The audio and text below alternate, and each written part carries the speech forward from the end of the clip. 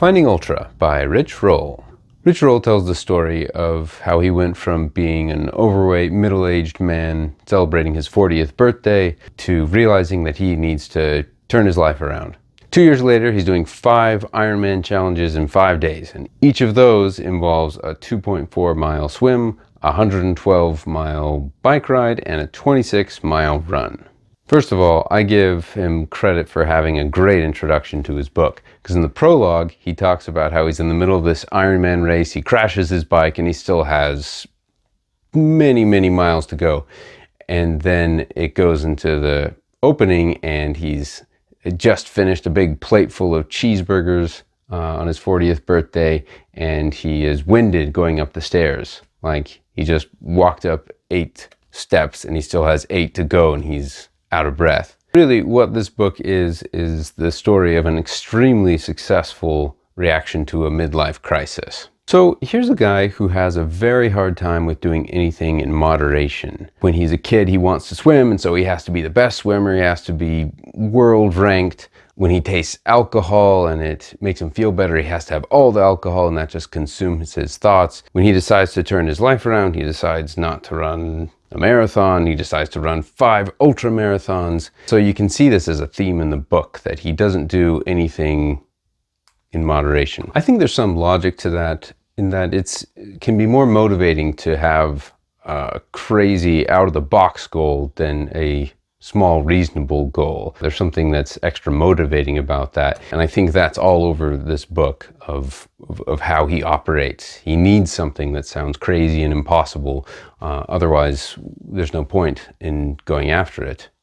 He references David Goggins a lot, and you can see that these two guys are a lot alike. They seem to find a way to enjoy the unenjoyable. The pain and the suffering is something they've acquired a taste for, and if they're pursuing something that doesn't have that, then it's not worth pursuing at all. I'm still on the fence as to whether this is a virtue or a vice, because I think there are definitely good outcomes of being focused and driven and excluding everything else, because you can accomplish great things in one particular area. On the other hand, I think there are obvious vices that come with that. That's one reason that this is an interesting read to me.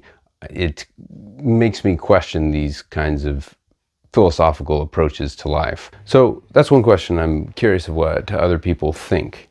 Is it better to be focused and driven on one thing, or be moderate and balanced? To break this book down into parts, I think 80% of it is autobiography and training details.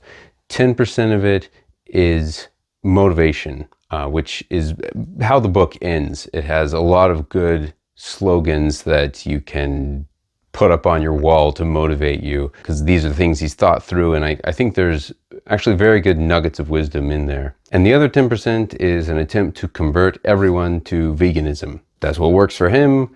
I'm always a little skeptical when someone presents a diet plan as the answer to all diet questions and problems. I tend to think there's lots of different ways to go in the dieting world, and it makes me suspicious how confident he is in just this one particular thing. But it seems to work for him, so good for him. I think the main thing I got out of this book was a practical example of how it's never too late to pursue the things you really want to, and you'll be amazed at how much you can actually accomplish if you really focus on something. I think it's an overall inspiring message and a great way to start 2023.